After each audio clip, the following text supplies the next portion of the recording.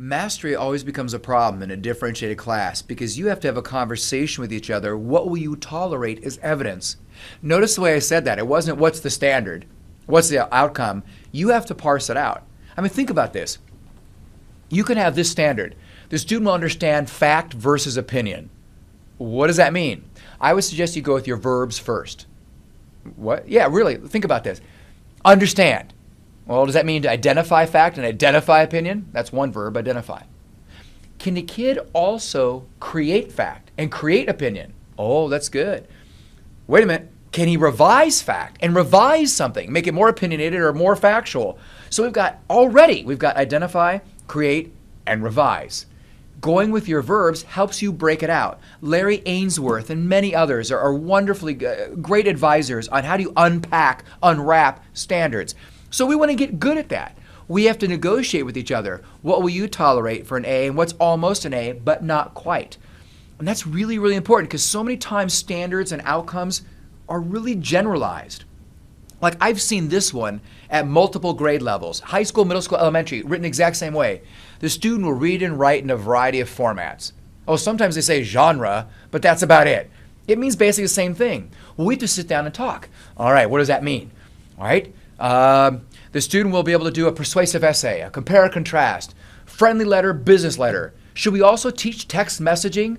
You know, text messaging, that secret code that young people understand that we don't understand. That's okay. People in my generation, we have our own secret code we can use to talk to each other that children don't understand. Cursive. Well, if you take that, you got to do it in every subject. The math example that I see everywhere, the student will be able to identify surface area and volume of three-dimensional solids. So now we enter into department conversation. What three-dimensional solids are we going to require? And what if they get 5 of them, but not all 7 of them, or whatever it is we're going to choose? Well, let's do a cube, because that's easy. All right. How about a rectangular prism? That's pretty good. How about a rectangular pyramid, like a 2-man pup tent or something for camping? Oh, that's good. We can do that. What about pentagonal prism and pentagonal pyramid? I'm not sure how to do that myself, so we shouldn't teach it to children. Oh my. What about cone, cylinder, and sphere? You have to decide. It's what your community will tolerate, but you've got to become evidentiary. So a student comes to you and says, how do I get my grade up in this class? No problem. Show me evidence of the learning.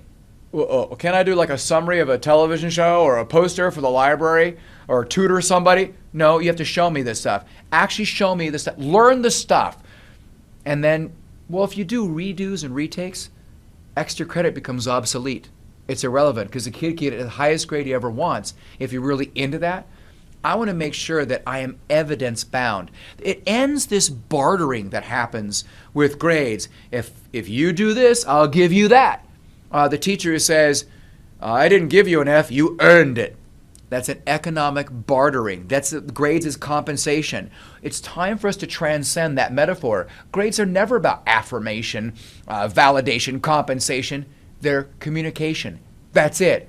Undiluted, unfettered by anything else. Clear, honest communication. They're more useful, they're more valid, they're more reliable if they're communication. If they're still seen by both teachers and students as compensation for work done or content learned, you probably will struggle moving into standards-based grading. You want to become evidentiary, criterion referenced. I don't want to tell a kid, here's how you're doing in relation to others. I want to tell a kid, you can titrate liquids. You can read the meniscus in a graduated cylinder. That's what grades are supposed to report.